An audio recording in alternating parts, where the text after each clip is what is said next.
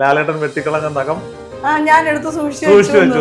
ഒരുപാട് പേര് വന്ന് മലയാളിയെ ഏറ്റവും അധികം വിസ്മയിപ്പിച്ചിട്ടുള്ള ഒരു നടൻ എന്ന് പറയുന്നത് തീർച്ചയായിട്ടും ലാലേട്ടനാണ്. അതിൽ എന്തായിരുന്നു സംഭവം? മോഹൻലാലിന്റെ ഒപ്പം വളർന്നു വലുതായ ഒരു ബാല്യ കൗമാര യൗവനമാണ് നമ്മുടെ എല്ലാവരുടെയും, അല്ലെ? നരൻ എന്ന് പറയുന്ന സിനിമയിലേക്ക് അവസരം വന്നത് ലാലേട്ടന്റെ സിനിമ എന്ന് പറയുമ്പോഴത്തേനും എനിക്ക് സീരിയലും വേണ്ട ഒന്നും വേണ്ട, ഒക്കെ കളഞ്ഞിട്ടാണ് നേരെ ഫസ്റ്റ് ഡേ ലാലേട്ടനെ കണ്ടില്ല, സെക്കൻഡ് ഡേ ലാലേട്ടനെ കണ്ടില്ല. ഇരുട്ടിൽ ഞാൻ അങ്ങോട്ട് വരുമ്പം ഒരു പർവ്വതം പോലെ എന്തോ ഒരു വസ്തുവില് കളക്ടറും ടീമും വന്നിട്ട് നിൽക്കുകയാണ്. ഇവിടെ ഷൂട്ടിങ് ചെയ്യാൻ പറ്റില്ല, കാവേരി പുഴ കരകവിഞ്ഞൊഴുകുന്നത് കൊണ്ട് ഇവിടുത്തെ ആൾക്കാരെയൊക്കെ ഒഴിപ്പിച്ചിരിക്കുകയാണ്.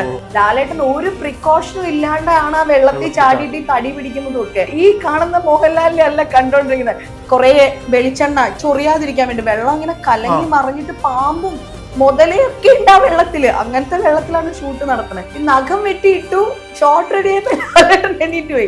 ഞാൻ ഇതിങ്ങനെ എടുത്തിട്ട് എന്റെ ഒരു മേക്കപ്പിന്റെ ഒരു കുഞ്ഞു ചെപ്പുണ്ട്, അത് 2-3 എണ്ണമൊക്കെയാണ് എനിക്ക് കിട്ടിയത്. ആ ചെപ്പിനകത്ത് 10 വർഷത്തോളം ഒക്കെ ഞാനത് സൂക്ഷിച്ചു വെച്ചിട്ടുണ്ടായിരുന്നു. സത്യം. ഈ ലാലേട്ടനെ കാണുമ്പോൾ ചോദിക്കണം, ലാലേട്ടൻ സൂക്ഷിച്ചേക്കാം പെരുവിരൽ തുമ്പിലെന്ന് എനിക്ക് ചോദിക്കണം.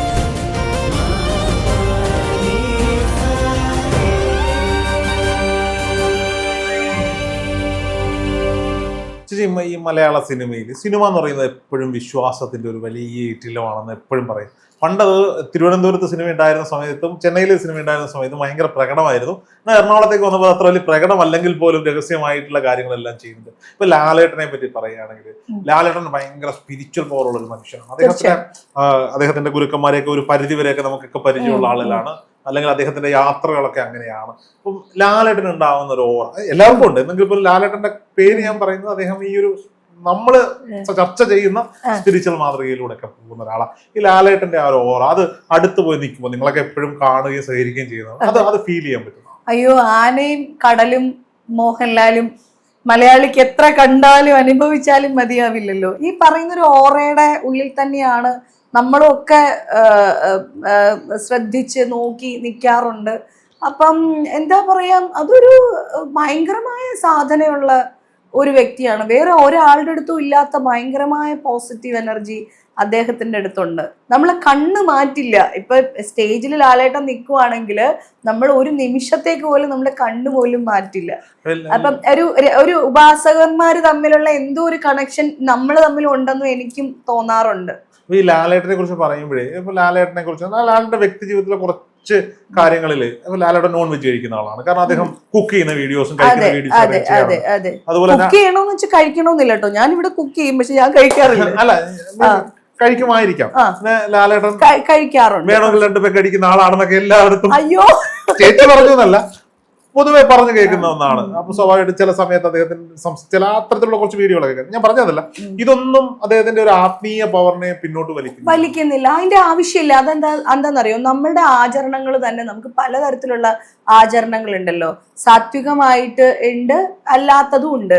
അത് നമ്മൾ എങ്ങനെ മനസ്സർപ്പിച്ച് ചെയ്യുന്നു എന്നുള്ളത് മാത്രമേ ഉള്ളൂ. അല്ലാണ്ട് ഇപ്പൊ നോൺ വെജ് കഴിച്ചു എന്ന് വെച്ചിട്ടോ ഒന്നും സംഭവിക്കാനില്ല. ഇപ്പൊ ചില സമയത്ത് നമുക്കങ്ങ് തോന്നും നമുക്കിത് വേണ്ടാന്ന്. ഞാനിപ്പോ ദേ കഴിഞ്ഞ ജൂൺ മാസം തൊട്ടിട്ട് ഈ റീസെന്റ് ഒരു 2-3 വീക്സ് ബിഫോർ വരെ അരി ഭക്ഷണം കഴിച്ചിരുന്നില്ല.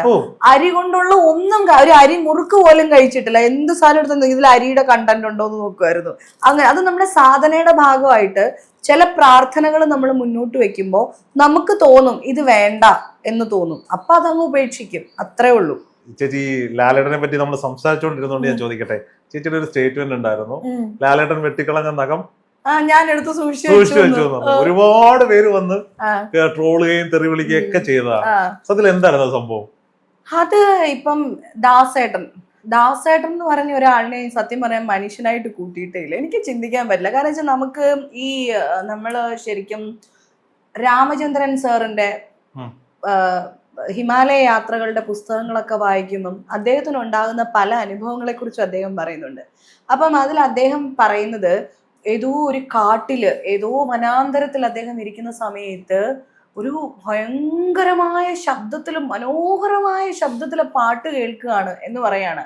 അപ്പം അദ്ദേഹം ആ പാട്ടിന്റെ ശബ്ദത്തിന്റെ ഉറവിടം അന്വേഷിച്ച് പോകുമ്പോൾ നമ്മുടെ ദാസേട്ടനെയൊക്കെ പോലത്തെ ദേഖിനി മുസ്ലിംസ് എന്ന് അറിയുന്ന ഒരു ഗോത്ര വിഭാഗത്തിലുള്ള ഒരു ഗായകന്റെ പാട്ടാണ് കേൾക്കുന്നത്. അദ്ദേഹം പറയുന്നത് ഇത് ഗന്ധർവനാദമാണോ, ഇത് മനുഷ്യനല്ലേ, ഇത് കിന്നരന്മാരാണോ, ഗന്ധർവനാണോ എന്നൊക്കെ ചോദിക്കുന്ന ഒരു ഇതുണ്ട്. അദ്ദേഹത്തിന് അങ്ങനെ ഒരു ഹാലൂസിനേഷൻ ഉണ്ടാകുന്നു. അത് തന്നെയാണ് ദാസേട്ടന്റെ പാട്ടുകൾ കേൾക്കുമ്പോൾ മലയാളികൾക്ക് തോന്നുന്നത് ഒരു മനുഷ്യൻ ഇങ്ങനെയൊക്കെ പറ്റുമോ എന്ന് തോന്നും. എന്ന് പറഞ്ഞ പോലെ മലയാളിയെ ഏറ്റവും അധികം വിസ്മയിപ്പിച്ചിട്ടുള്ള ഒരു നടൻ എന്ന് പറയുന്നത് തീർച്ചയായിട്ടും ലാലേട്ടനാണ്. ഇപ്പൊ ലാലേട്ടന് ഭാൽക്കെ അവാർഡ് കിട്ടിക്കഴിഞ്ഞപ്പോൾ ഞാൻ ആലോചിക്കുകയാണ്, എനിക്ക് ഒട്ടും സത്യം പറഞ്ഞാൽ എൻ്റെ മനസ്സിങ്ങനെ നിറഞ്ഞു തുളുമ്പിയിട്ട് ഞാൻ ആലോചിക്കുക, എല്ലാത്തിനെയും ലാലേട്ടൻ ജയത്തെയും തോൽവിയെയും എല്ലാത്തിനെയും ഒരു സമചിത്തതയോടുകൂടിയാണ്. ഒന്നിലും അദ്ദേഹം അതിര് കവിഞ്ഞ് ആഹ്ലാദിക്കുന്ന ഒന്നും നമ്മൾ കണ്ടിട്ടില്ല, ഒന്നും കണ്ടിട്ടില്ല. അമ്മയുടെ കാര്യത്തിൽ ഓഫ് കോഴ്സ് സങ്കടമുണ്ട്, പക്ഷെ നമ്മൾ സങ്കടപ്പെടുമല്ലോ, കൂടെ നിൽക്കുന്നവരെ സങ്കടപ്പെടുത്താൻ അദ്ദേഹം ആഗ്രഹിക്കുന്നില്ല. അപ്പം ഇതിങ്ങനെ വന്നപ്പം ഞാൻ ഈ നിറഞ്ഞ കുടമാണ്, ആ നിറഞ്ഞ കുടത്തിലേക്ക് വീണ്ടും നിറയ്ക്കുമ്പോൾ ആ കുടം എങ്ങനെയായിരിക്കും ഇതിനെ ഉൾക്കൊള്ളുന്നതെന്നുള്ള എൻ്റെ ഒരു കൗതുകം. അപ്പൊ ഞാൻ അത് ആ റെസ്പോൺസ് അറിയാൻ, അദ്ദേഹത്തിന്റെ ഇന്റർവ്യൂസ് കാണാൻ ഒക്കെ ഇങ്ങനെ കൊതിക്കാം. അപ്പൊ ഇങ്ങനെ ഓരോന്ന് കാണുന്നത് ഞാൻ കണ്ടുകൊണ്ടിരിക്കുന്നുണ്ട്, അത് ആസ്വദിക്കുന്നുണ്ട്. അദ്ദേഹം കണ്ണ് നിറയുന്നില്ലായിരിക്കും, പക്ഷെ എൻ്റെ കണ്ണ് ഭയങ്കരമായിട്ട് നിറഞ്ഞുകൊണ്ടിരിക്കുന്നുണ്ട്. അപ്പൊ എപ്പം മുതലാണ് മോഹൻലാലിന്റെ ഒപ്പം വളർന്നു വലുതായ ഒരു ബാല്യ കൗമാര യൗവനമാണ് നമ്മുടെ എല്ലാവരുടെയും, അല്ലെ? അപ്പം ഏത് സിനിമയാണ് ആദ്യമായിട്ട് കണ്ടത് എന്നതിനെ തുടങ്ങിയിട്ട് എൻ്റെ ഒരു പോസ്റ്റ് ആയിരുന്നു അത്. എന്നെ ഈ തെറി പറഞ്ഞവരാരും സത്യത്തിൽ ആ മനോഹരമായിട്ട് ഞാൻ എഴുതിയ പോസ്റ്റ് വായിച്ചില്ല എന്നൊരു സങ്കടം എനിക്കുണ്ട്. അതായത് ദാസേട്ടനെ ലാലേട്ടനെ ആദ്യമായിട്ട് കണ്ടപ്പോൾ ഞാൻ ഓർത്തു അദ്ദേഹം ഒരു കള്ളുകൂടിയനായ ഒരു നർത്തകനായിരിക്കും എന്നാണ് ഞാൻ ഓർത്തത്. കമലദളം കാണുമ്പോൾ നമ്മൾ അങ്ങനെ വിചാരിക്കണേ. അപ്പൊ ആ കള്ളിന്റെ മണം പോലും എനിക്ക് വന്നു എന്നാണ് ഞാൻ പറഞ്ഞത്. പിന്നെ നോക്കുമ്പോൾ സതയത്തിൽ ആ ചോരയുടെ മണം, കൊലപാതകം, ഇയാളെ കാണാനേ പേടി. പിന്നെ നമ്മൾ വിഷ്ണുലോകം കാണുമ്പം എൻ്റെ വീടിൻ്റെയൊക്കെ അടുത്തേ ഈ ടെൻ്റൊക്കെ കെട്ടിയിട്ട് സൈക്കിൾ യജ്ഞത്തിന്റെ ആൾക്കാർ വന്നിട്ട് താമസിച്ചിട്ടുണ്ട്. ഇനിയിപ്പോൾ അടുത്തത് ഇദ്ദേഹം ഇറങ്ങി വരുമായിരിക്കുന്നു നോക്കിയിരുന്ന ഒരു ബാല്യമുണ്ട്. അങ്ങനെ നമ്മൾ വളർന്ന് വലുതാകുമ്പോൾ വാനപ്രസ്ഥം നമ്മളിങ്ങനെ വിസ്മയിപ്പിച്ച അനവധി കഥാപാത്രങ്ങൾ നമ്മുടെ മുന്നിലൂടെ പൊക്കോണ്ടിരിക്കുകയാണ്. ഈ ഒരു മനുഷ്യൻ തന്നെയല്ലേ അടുത്തത് ഇങ്ങനെ വരുമ്പോൾ ഉണ്ടാകുന്ന നമുക്കൊരു വിസ്മയം ഉണ്ടല്ലോ, ആ വിസ്മയം ഉണ്ട്. അങ്ങനെയാണ് എനിക്ക് നരൻ എന്ന് പറയുന്ന സിനിമയിലേക്ക് അവസരം വന്നത്. ലാലേട്ടന്റെ സിനിമ എന്ന് പറയുമ്പോഴത്തേനും എനിക്ക് സീരിയലും വേണ്ട, ഒന്നും വേണ്ട, ഒക്കെ കളഞ്ഞിട്ടാണ് നേരെ പൊള്ളാച്ചിയിലേക്ക് പോകുന്നത്.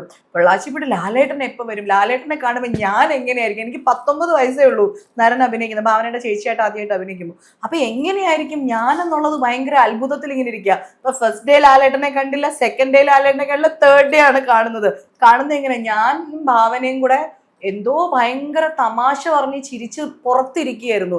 എന്നിട്ട് എന്നെ അകത്തേക്ക് ആരോ വിളിച്ചപ്പോ ഇരുട്ടത്തേക്കാണ് ഞാൻ കയറി. അകത്ത് നമുക്ക് ഇരുട്ടാണല്ലോ, പുറത്തെ വെയിലത്തുനിന്ന് കയറുമ്പോ ഇരുട്ടാണല്ലോ. ഇരുട്ടിൽ ഞാൻ അങ്ങോട്ട് വരുമ്പം ഒരു പർവ്വതം പോലെ എന്തോ ഒരു വസ്തുവില് ഞാൻ ഇടിച്ചു നിന്നു. എന്നിട്ട് ഞാൻ കണ്ണുറന്നു, അയ്യോ ലാലേട്ടൻ. നമ്മുടെ അവസ്ഥ ആലോചിച്ച് നോക്കിക്കേ, ഞാൻ ഇങ്ങനെ നിൽക്കുക. അപ്പൊ ലാലേട്ടൻ ചിരിച്ചിട്ട് എന്നെ ഇങ്ങനെ പതുക്കെ മാറ്റിയിട്ട് ലാലേട്ടൻ അങ്ങ് ഇറങ്ങിപ്പോയി. എനിക്ക് വിശ്വസിക്കാൻ പറ്റുന്നില്ല. അയ്യോ, ഞാൻ ദൈവത്തിനെയാണോ കണ്ടത്, ഞാൻ ആരെയാ കണ്ടത്, എന്താണ് കണ്ടതെന്നുള്ള ഒരു ഭയങ്കരമായ ചിന്ത എനിക്ക്. ആ പ്രായം, ആ 19 വയസ്സിന്റെ കൗതുകമാണ്. അപ്പോഴും നമ്മളോട് സംസാരിക്കുന്ന ലാലേട്ടൻ ഒരിക്കലും ക്യാരവനിൽ പോയിട്ട് ഇരിക്കില്ല.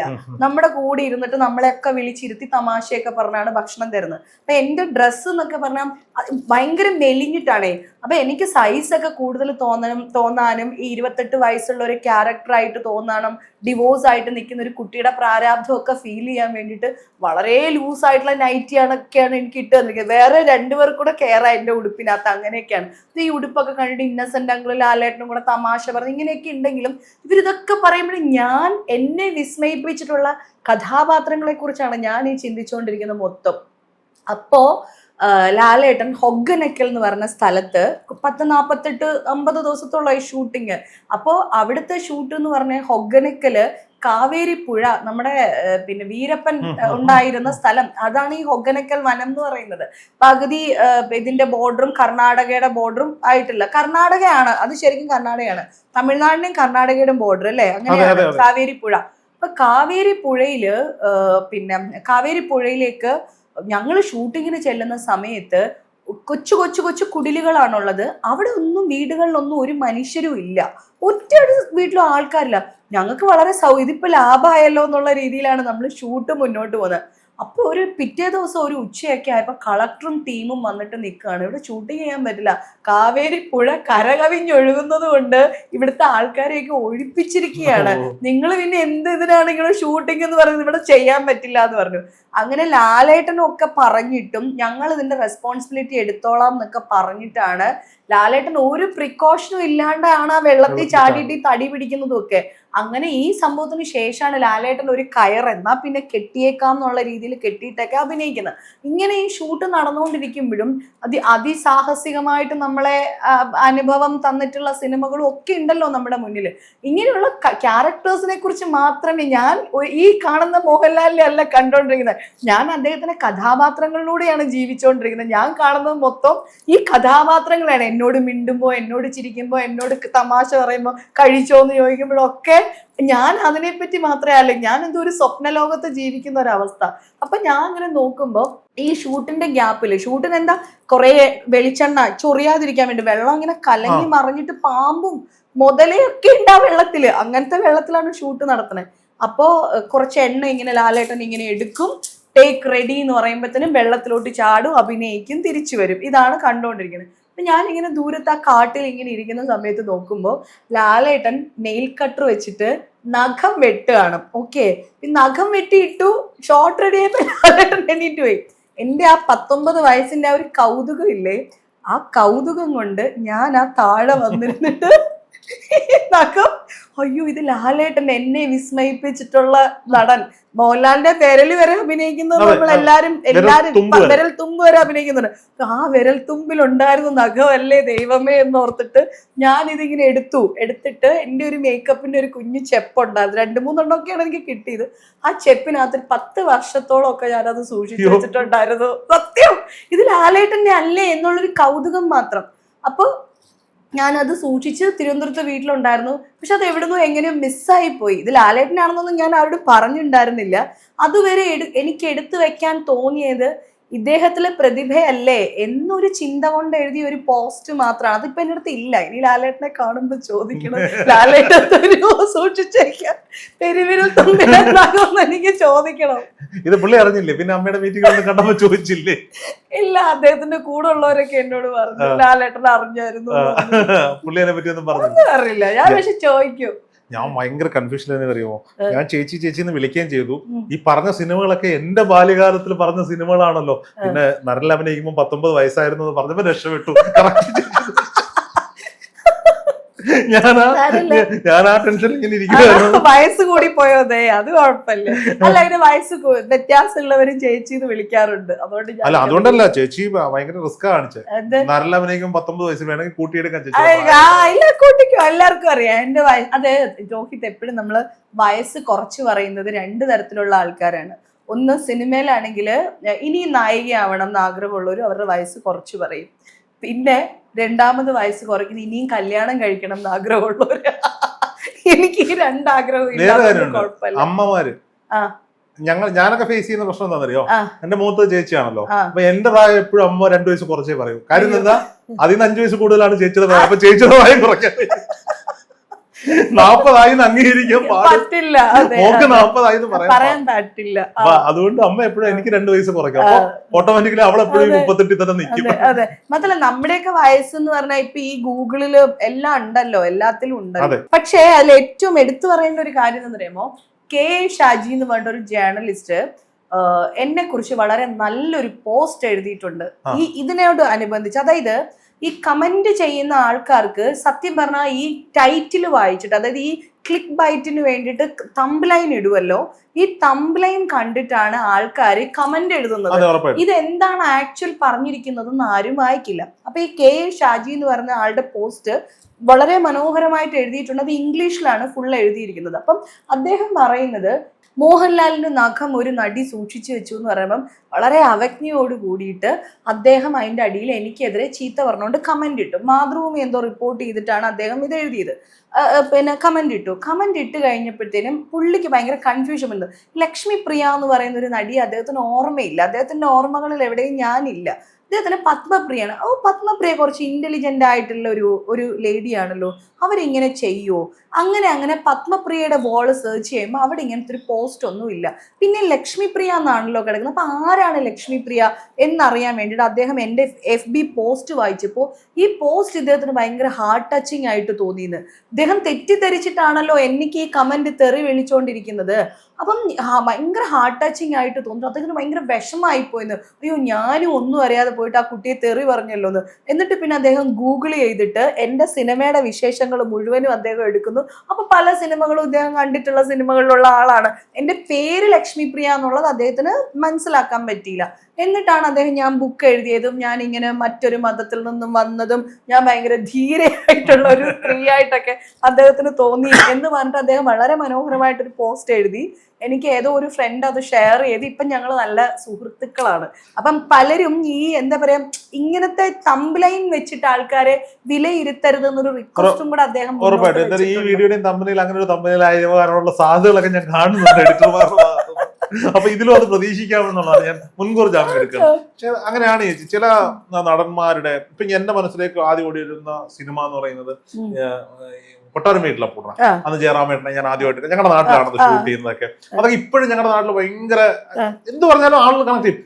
ഇപ്പൊ ചേച്ചി ഞാൻ എന്റെ നാട്ടിൽ വന്നിരിക്കട്ടെ, ഞാൻ അവിടെ പോകും അമ്പലം കാണിക്കാൻ കൊണ്ടുപോകണേ, ചേച്ചിന്റെ അതായിട്ടോ കൊട്ടാരം വീട്ടിലെ പൂർണ്ണ ജയറാമേട്ടൻ അല്ലല്ല ആ കിടന്നതാണ്, ആ മേടക്കട അതാണ്, ഈ കട അതാണെന്ന് ഇപ്പൊ അഭിമാനത്തോടെ പറയും. ഓർമ്മകൾ ഇങ്ങനെ സൂക്ഷിക്കും. ചേച്ചി മോഹൻലാലിന്റെ കഥ പറഞ്ഞപ്പോഴാണ് ഞങ്ങളുടെ ക്യാമറാമാൻ ഉണ്ട് അനൂപ്, ഭയങ്കര മോഹൻലാൽ ഫാനാണ്. തിരുവനന്തപുരത്ത് എനിക്കൊന്ന് ഫാൻസ് അസോസിയേഷന്റെ ഒക്കെ പ്രവർത്തകനാണ്. അപ്പൊ ലാലേട്ടൻ അമ്മ മരിച്ചപ്പോൾ ഞാൻ വേറൊരു ക്യാമറാമാനെ ഡ്യൂട്ടി ഇട്ടു. ചേട്ടൻ ഞാൻ പൊക്കോട്ടെ ഇപ്പൊ കൂടെ പോയാലും വിളിച്ചു പറയാം അനൂപേട്ട ഇവിടെ കരയുന്നു. അപ്പൊ അത്രയ്ക്ക് അറ്റാച്ച്മെന്റ്. ഞാൻ അനൂപ് ഒരിക്കലും ഷൂട്ട് തിരുവനന്തപുരത്ത് നടക്കുമ്പോൾ അനൂപ് പറഞ്ഞു, ചേട്ടാ ഉച്ചയ്ക്ക് വീട്ടിൽ നിന്ന് ആഹാരം കഴിക്കാം. ഞാൻ പറഞ്ഞു എന്താ വേണ്ട, നമുക്ക് സമയമില്ല. അല്ല അമ്മയുടെ പിറന്നാളാണ്. അപ്പൊ ഞാൻ പറഞ്ഞു ശരി. അങ്ങനെ ഞങ്ങൾ പോകുന്ന വഴിക്ക് പോത്തീസിൽ കയറി അമ്മയ്ക്ക് ഒരു ഡ്രസ്സൊക്കെ വാങ്ങിയിട്ട് വീട്ടിൽ പോയി. വീട്ടിൽ ചെന്നപ്പോഴേ അമ്മ ഭയങ്കര സ്നേഹത്തിന് ഞങ്ങളെ വിളിച്ചുകൊണ്ട് പോയിട്ട് എല്ലാ മുറിയും കാണിച്ചു തരാം. ഒരു ഇടത്തരം വീട്, എല്ലാ മുറിയിലും ലാലേട്ടന്റെ ഫോട്ടോ ഉണ്ട്. ഇവനും ലാലേട്ടനുമായിട്ട് ഇരിക്കുന്നത്, എന്റെ അച്ഛനും ലാലേട്ടനുമായിട്ട്. അച്ഛൻ യൂണിറ്റില് ലൈറ്റിൽ വർക്ക് ചെയ്യുന്ന ആളാണ്. എല്ലാ സംഭവങ്ങളും കൊണ്ട് എന്നോട് പറയാം. അവനും അച്ഛനും ഞാനോടുള്ള ഒരു ഫോട്ടോ ഇല്ല, പക്ഷെ ലാലേട്ടന്റെ കൂടെ ഒരുപാട് ഫോട്ടോസ് ഉണ്ട്. അവൻ ഇപ്പോഴും അവന്റെ വാൾപേപ്പർ പോലും ലാലേട്ടൻ. അങ്ങനെയുള്ള ഒരുപാട് പേര് ഈ നാട്ടിലുണ്ടാകും. വലിയ കാര്യമൊന്നുമില്ല. ഈ ഇതേ അനൂപ് ഒരു ദിവസം ഒരു ലെറ്റർ ഉണ്ടെന്ന് എന്നെ കാണിച്ചു ഫോണിൽ, വാട്സപ്പിൽ. അവന്റെ അനിയത്തി അവൻ അയച്ചു കൊടുത്താ. ഞാൻ നോക്കുമ്പോ ഞാൻ ഈ കൊട്ടാരം വീട്ടിലേക്ക് കണക്ട് ചെയ്ത് വന്നതുകൊണ്ടാ. കൊട്ടാരം വീട്ടിൽ അപ്പോട്ടൻ സിനിമയുടെ സെറ്റില് ഇവന്റെ അച്ഛൻ ലൈറ്റിൽ വർക്ക് ചെയ്യും. അനൂപിന്റെ അച്ഛൻ ലൈറ്റിൽ വർക്ക് ചെയ്യുമ്പോഴാണ് അനൂപ് ഉണ്ടാവുന്നത്.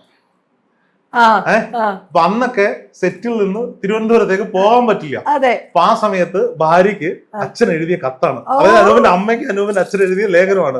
മോളെ നിനക്ക് സുഖമാണോ, മോൻ എന്ത് പറയുന്നു, അവരൊക്കെ വന്നിരുന്നു, ഇന്നലെ ഷൂട്ട് ഉണ്ടായിരുന്നു, ജയറാമേട്ടന്റെ ഫൈറ്റ് സീൻ ആയിരുന്നു, ഇതിന് നീ മറുപടി എഴുതാതിരിക്കുന്നത്. ഞാൻ ആലോചിക്കണേ, ഞാൻ എന്റെ വീട് കൊട്ടാരക്കര, എനിക്കിപ്പം തിരുവനന്തപുരത്ത് പോകണമെന്ന് വിചാരിച്ച് ഞാൻ അപ്പോഴേ കാർ എടുക്കുന്നു, 1 മണിക്കൂർ ഡ്രൈവ് പോകുന്നു വരുന്നു. അന്നത്തെ മനുഷ്യര് ഇത് ആ അമ്മ സൂക്ഷിച്ചു വെച്ചിട്ട് മക്കൾക്ക് കൊടുക്കുന്ന ഒരു കാര്യമാണ്. ഞാനിപ്പോ പെട്ടെന്ന് അനുവിനെ പറ്റി പറഞ്ഞപ്പോ അതോട് പറഞ്ഞു, കാരണം ഇതിനെ കുറിച്ച് ഒരു വീഡിയോ ചെയ്തിട്ട് പബ്ലിഷ് ചെയ്യാൻ പറ്റില്ല, അവൻ സമ്മതിച്ചില്ല.